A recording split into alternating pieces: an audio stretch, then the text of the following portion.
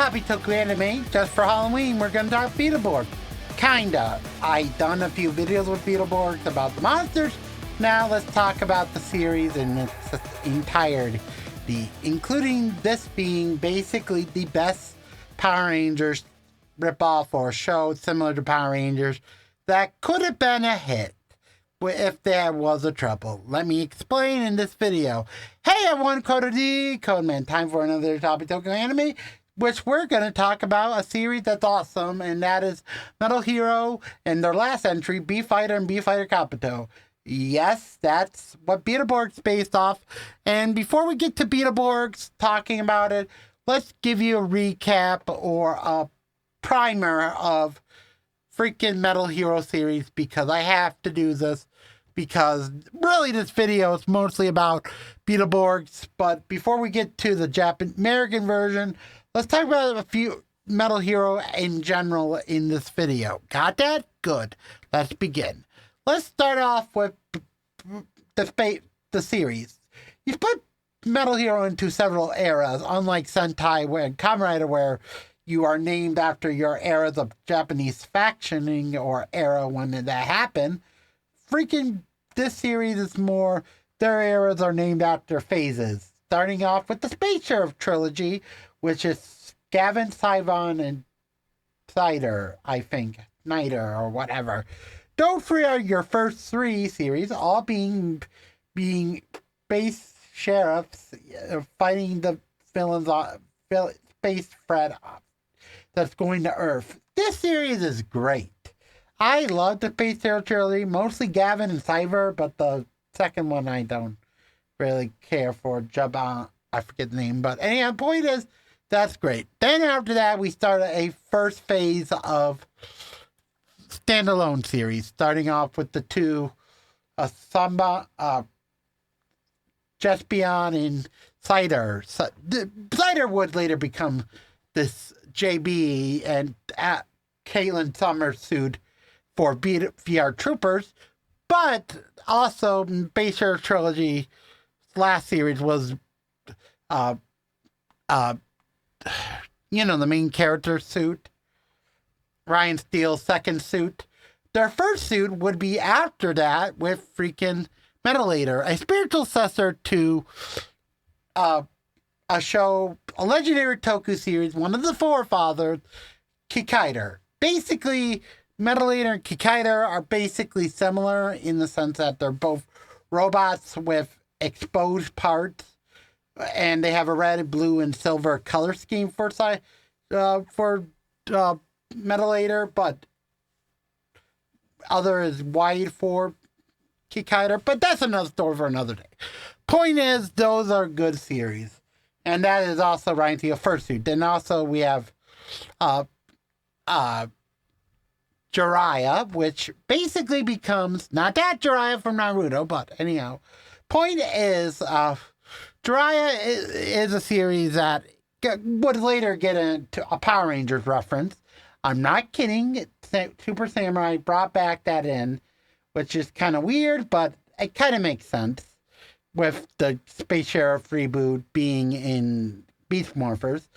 I wish they did a reference to it with Q Ranger stuff for it, but I think we only had 10 episodes of Cosmic Fury. We couldn't do it.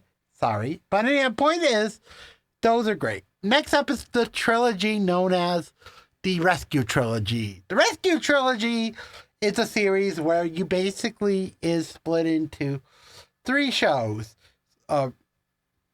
Savon, a few others, which I forget the name. This is a trilogy where the Space Rescue, basically after that being the weakest, well, the first two are connected, well, some are not, but anyhow, that's great. Next after that is another standalone. You thought we were done with standalone, we have two more. Jen Person, and I also forgot the Terminator-inspired show, which really is true.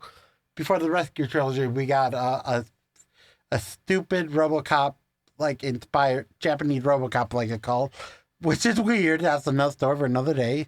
But point is that, and also freaking, the Metal series is split into After that, the next two are basically Job Person, which would later be in in Beetleborgs for one episode as like a joke cutaway. I'm not kidding. Go look it up. But and then now it's a Blue Squad, which is one of the weaker tokus out there because it's basically normal suits. Their suit design is very realistic and kind of dark for a show that came out exactly 30 years ago now. Yes, that series is 30. I did not know that until a few days ago while looking up a re-release of The Gun, making a modern collector's edition, which is kind of weird, but anyhow, that's kind of good. Well, dream, da da da da da. Which is not really interesting of an opening. It feels more of an end opening. But the insert song is good. But now we get into what Beetleborg became. Metal Hero. Bee Fighter. Bee Fighter is the last of the Metal Hero series, which I'm going to explain when we do the Beetleborgs later. But anyhow, Metal Hero is a series. Bee Fighter and Bee Fighter Kabuto are basically Beetle, only similarities is the suits and designs, like Power Rangers, where it's only like loosely inspired by the outfits or some things about it, but not a lot. Okay, let's begin with Beetleborgs. Now we got into Beetleborgs. Now let's talk about Beetleborgs. Finally, I'm sorry it took a while to explain the prehistory. It's because this is our first time saying Metal Hero on the show. That's why I did it. Got that? Good. Now let's finally begin with Beetleborgs. Okay, let the theme song take it. Read typical average kids like to read that comic book. Madagascar gang Beetleborgs. Beetleborgs. Big bad Beetleborgs. Big bad. Got the power from a comic book. Okay, sorry. I'm mostly going to call the characters by their colors because that's what I usually do for most Toku shows or most shows with outfits. Got that? Good. Let's begin. Our main character is the Blue Beetleborg.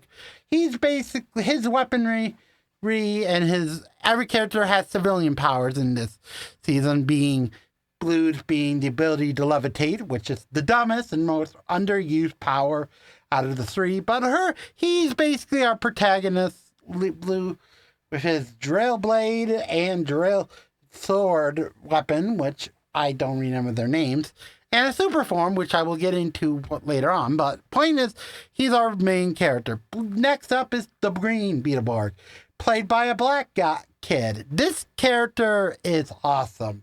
He's kind of like our speed. He has the power of super speed.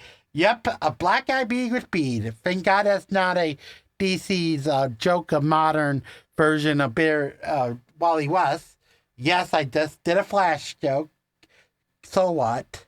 But anyhow, the point is, his main weapon is just a pincher, and his main ability is with the said weapon can grab or turn into a freaking boomerang, which is kind of weird. But next up is our red member, and she's our female. Basically, she's our last main character of the show for original. Also, her weapon is like a laser beam scrambler gun attack, which is kind of weird. And her Japanese name is Red Top, but I'm going to call Red Beetleborg. But basically, those are your three. Also, the monster stuff, which I did in shorts and several other videos a few years ago, but now we can talk about the problem with Beetleborgs I have is the story is kind of lame for a show about kids getting superpowers because it's like by a ghost, and the ghost, when he created the superpowers, made the villains exist, which is kind of weird. But anyhow, basically the show's great. Also, Green Beetleborg and the villain, Shadowborg, which is a storyline in Bee Fighter as Shadow Blackbeat. But anyhow, point is, he's our main only good storyline. But anyhow, after battling him and defeating him, with a white Beetleborg shows up for stupid reasons and never be seen again after this point because the Japanese version only used him for one episode, then he leaves or gets killed off. So him still being the random kid being there and disappear like Thanos snap is kind of awkward. But at that point, this is great. Also, the comic book creators, like how they get new weapons after the first batch, like get the cannon from it, which turns the Blue Beetleborg into a super mode. And like most classic super mode weapons, it has nothing to do with the character except shooting a cannon, only used when powering up for a cannon blow. I am not kidding. That's kind of lame, but kind of great. For its time, just shut up. Okay, got it? Good. Now we can talk about the second half of the show, or B Fighter Kabuto's adaptation, Beetleborgs Metallics.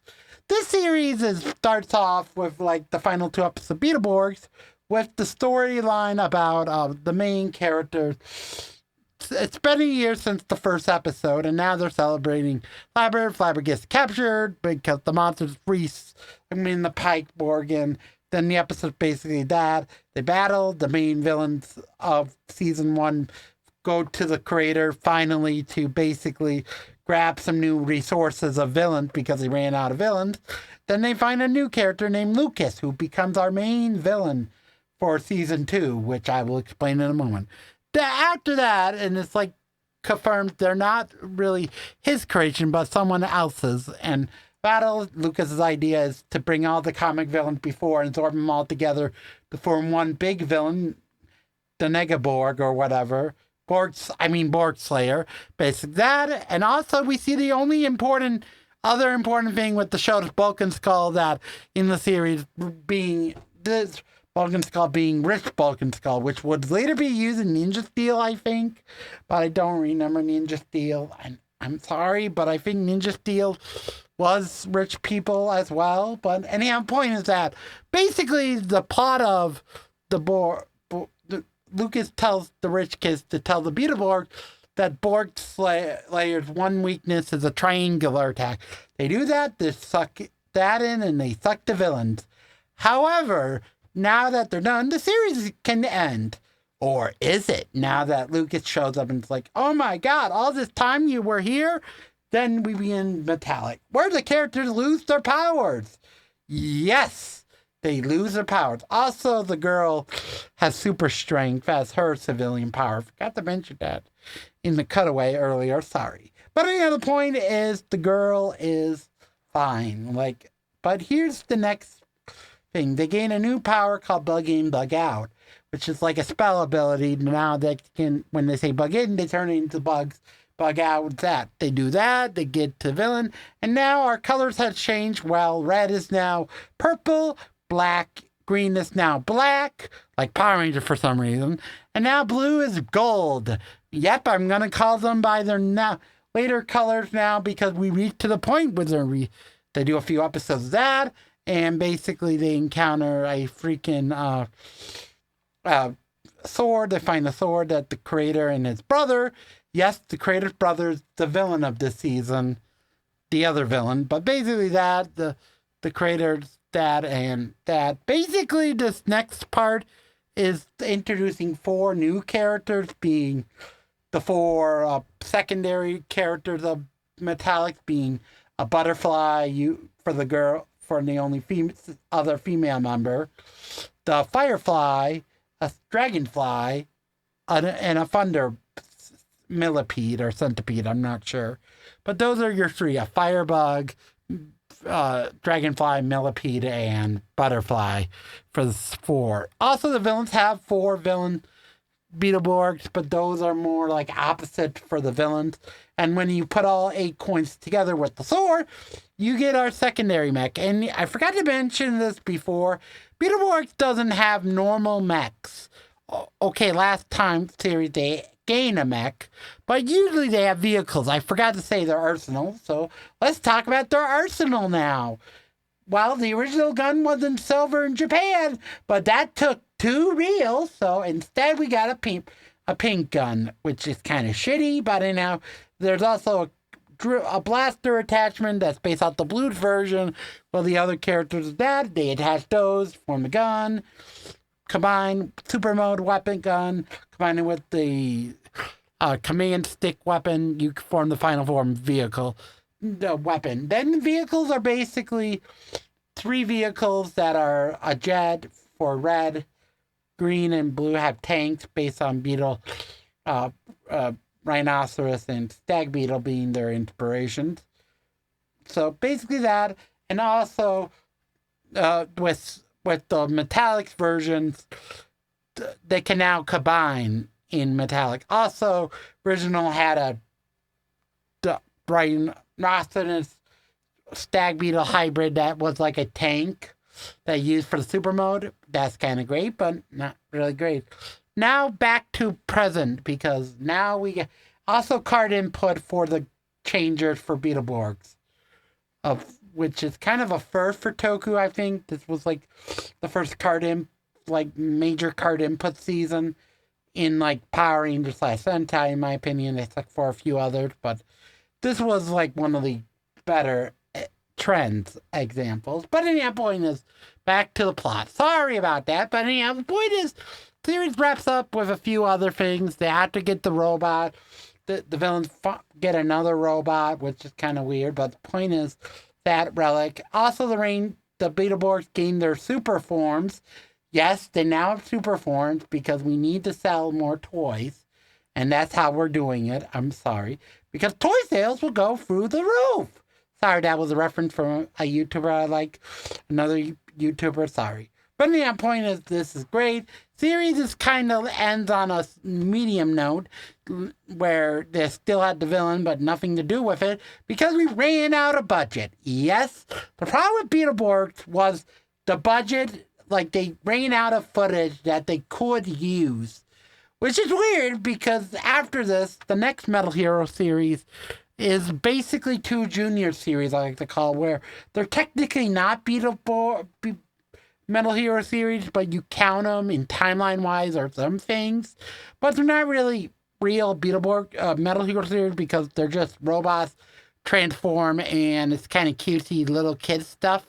I felt like you could have fixed the ending if you just made the comic book characters exist as like the end of the series, but no, the writers didn't think about that.